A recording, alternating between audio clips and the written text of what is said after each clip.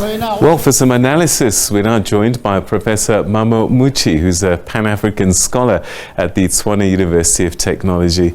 Prof, thanks very much indeed for joining us. Good to talk to you. So, Somalia had its presidential election. They've got a president, and now a prime minister has been voted for, unanimously it appears. What does this all point to? Are these good, positive signs? I think they are good and positive signs, but what we should understand is, let's just look back. Somalia since 1991 did not have a stability, and really it has been in a situation where the colonial legacy, the clan conflict, the terrorism by the Al-Shabaab and Al-Qaeda related elements, Islamists, and then also droughts and in the area that has been affecting a lot of people, really, and the population, the poverty is very high. Over 70% of the people of Somalia, they say it's $1.90 a month. I mean, it's incredible what you hear. And now we have also the COVID-19. So if we have all these challenges that Somalia used to have, and this has created both the political, economic, social, all right, contradictions, and instability has been very high. Will this new arrangement that by the new prime minister, who is going to form a new government, and the president he was elected before, and then when he was elected, he was more a technocrat. So, and then he really did not really manage all these conflicts in a systematic way. And there was also challenges that people were saying that corruption was also included in the period when he was running it. Now, the interesting question now is, given all these challenges Somalia used to have, will this new, will they learn, both of them, both the president and the new prime minister, and try to address all the challenges? This is critical. The other critical point is, we also have now the Al-Shabaab is not there, has not yet gone. It's still affecting the country. I mean, I heard recently even there was an attack to the army and some 3 or 4 people were killed. I heard this. And what you're seeing is there is also the US Afro Command, AFRICOM. There's also the Africa Union, AMISOM, and then you have also the Somali Federal Army, and then you have all this also the different parties that have been divided. Will they all come and unite, all right, and remove conflict and enter into a culture of dialogue and reconciliation and create a new system, all right? And this is a serious problem, because what you are seeing is, what I hear is that even the drought in the area is affecting over 7.1 million people. And then something like 200,000 people are actually now really, in hunger. And this is not good. So when you have this kind of a number of these crises, the economic crisis, all right, the political crisis, all right, and the historical background that has not been resolved. In other words, from how the country has been going on for many years. Will this new arrangement that the new constitution they are going to build, the economic reform they are going to do, dealing with all the crisis situation like the drought and everything, and the clan and all this, and the terrorism, will they handle it very well? It's a serious question. And my concern is that it's extremely important that they try to include the population, all the people, and try to get them out of the clan and all these other divisive divisions and conflicts, and to come up with this an approach where all of them will engage in actually making sure that Somalia becomes a peaceful, with a security, a country that is driven by a new approach rather than the approach that has always been affecting the country and dividing the people and making the country open to all kinds of internal and external interventions which have all complicated the life of the people of Somalia. That's my suggestion, my reflection on it. We'll talk a little bit more about security across the country generally, but there have been a couple of issues when we think about Jubaland and Somaliland. The Prime Minister was voted as an MP for Kismayo, the commercial capital of Yes. Jubaland. And one of the things that he promised in a speech before the vote was that he was going to initiate dialogue with Somaliland. Can he achieve anything there? Very interesting. Thank you for the question. You see, Jubaland, Kismayo was a semi-independent Somaliland. So what is very interesting is someone like him being now for the federal government, being the Prime Minister, and also getting the opportunity to actually engage all those states in the federal arrangement, those that were separate. You know, there's, as you know, even the French Somaliland, the British Somaliland, the Italian Somaliland, all this even vary, you know. There's a lot of variations among them. No, that side plus the clan division plus the Islamic, the religion part, all come into a situation where the country has been very much divided. Because of this, a person like him being a prime minister is a good choice, to be honest with you. Because what it means is someone which is a semi-independent state like Jubaland, a person who was there elected had an experience there coming, might mean that he can draw some lessons from the linking Jubaland with in the federal arrangement and saying to all the others also to see if they could come. And even in the selection, he is still trying to form a government. All right, he's the one who's going to select a lot that they will be approved by the parliaments, the lower and the upper part. But before they get approved, I think what he will do is he will have to select all of them. When he makes the selection, it may be that it is possible that he could be inclusive. By so doing, then maybe for the first time, Somalia might move from these divisions that have been going on since 1991 to a new situation where the various parts might come together and the federal arrangement might make sense. The federation has to be not based on clan, on divisions like that. You see the various divisions that I just mentioned to you. It must go beyond these divisions, the ethnic, the religion, all these other things have to come. There must be some arrangement where the federal arrangement is done in a very systematic way without creating a means of federation where language and religion and others that actually create more fracture rather than unity. Something like that is what I think I strongly recommend, that this new Bare, I think he may make a difference just because he's selected from Kismayo and from Jubaland, which is a semi, you know, from the part of the country that is in the federal arrangement that had a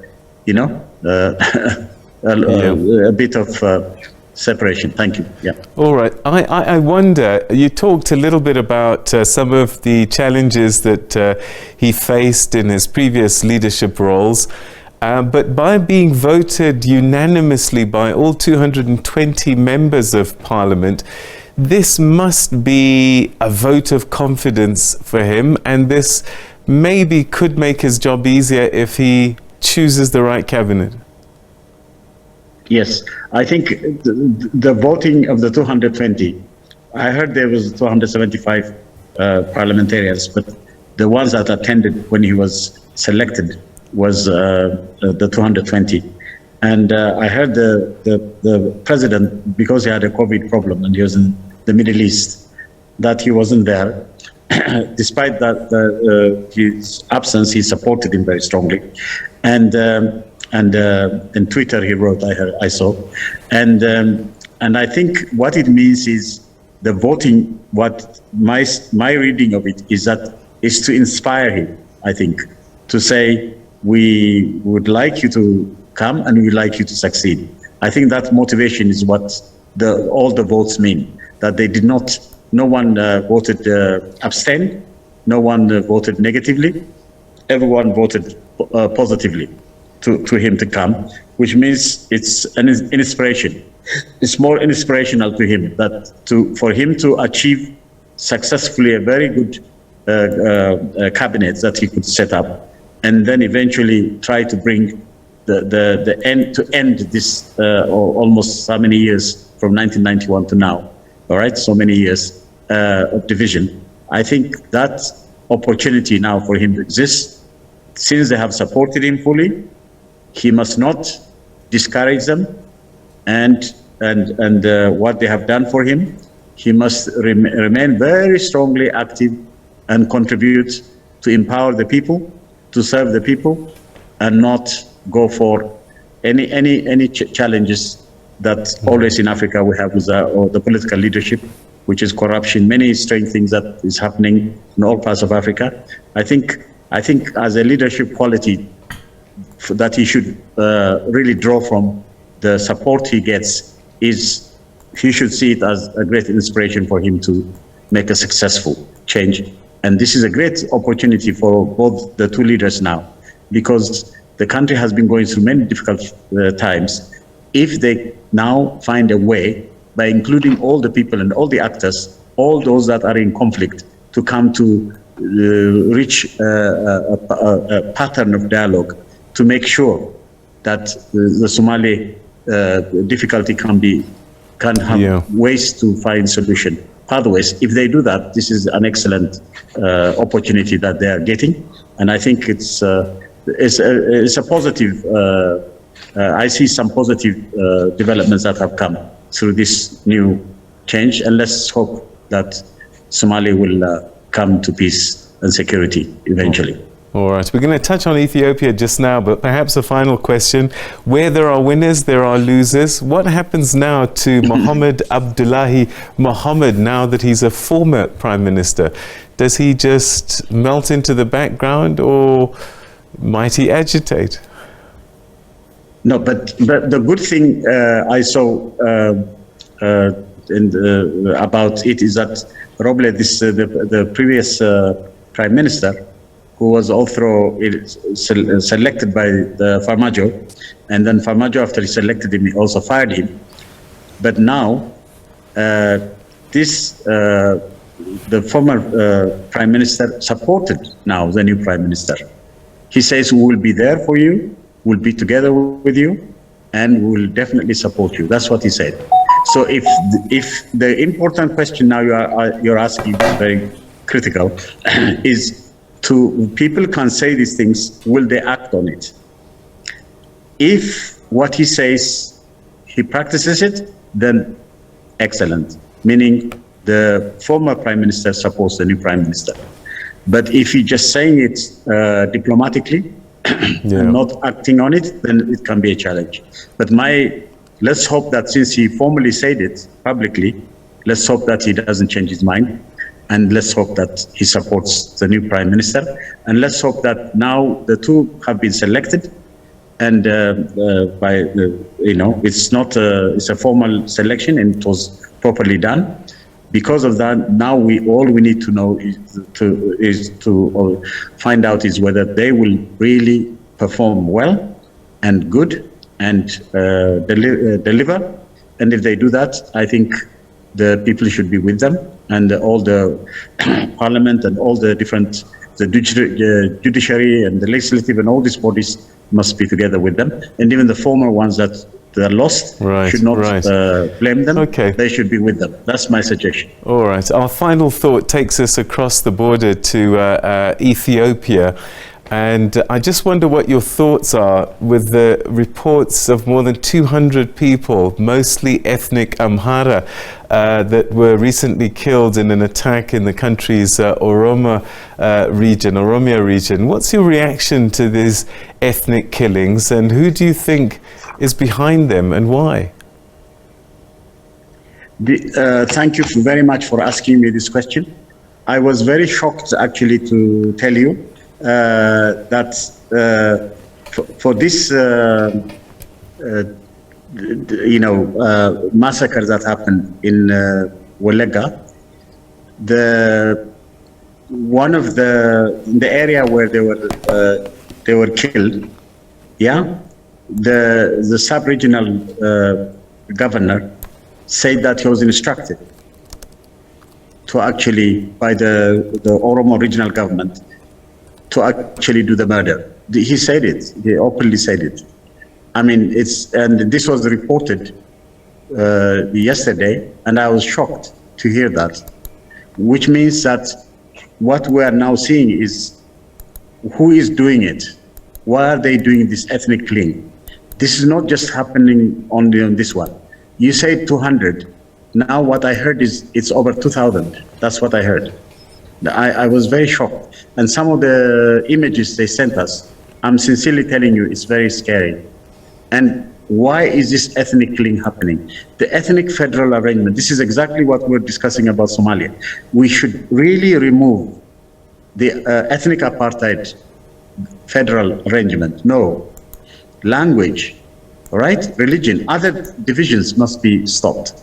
And now the murder on the Amhara people, this is when the Tigray People's Liberation Front, when their first manifesto, the enemy they identified as the main one is Amhara people.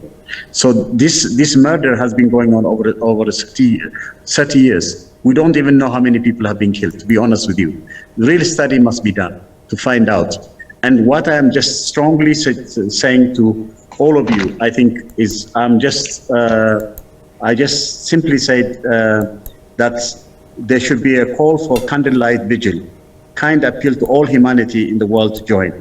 A candlelight vigil to value and cherish all the Amhara innocent children, mothers, sisters, brothers, and fathers that were cruelly massacred in the area of Ethiopia, especially in Welega and in the different parts of the ethnic apartheid, Oromo and other areas. I think this must be stopped. In all areas, let's not kill each other ethnically. And I hope also all of you support this. And I think you should make also serious efforts to make sure that these ethnic divisions must stop. And what I'm simply suggesting is there should be no more killing. Let's now campaign in such a way globally to make sure that they stop killing anymore.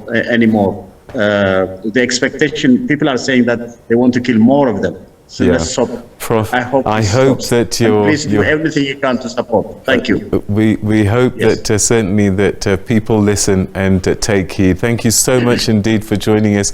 Always appreciate your thoughts. Thanks, Professor. All right, that's Professor Mammo Muchie, Pan-African scholar at the Tshwane University of Technology here in Pretoria.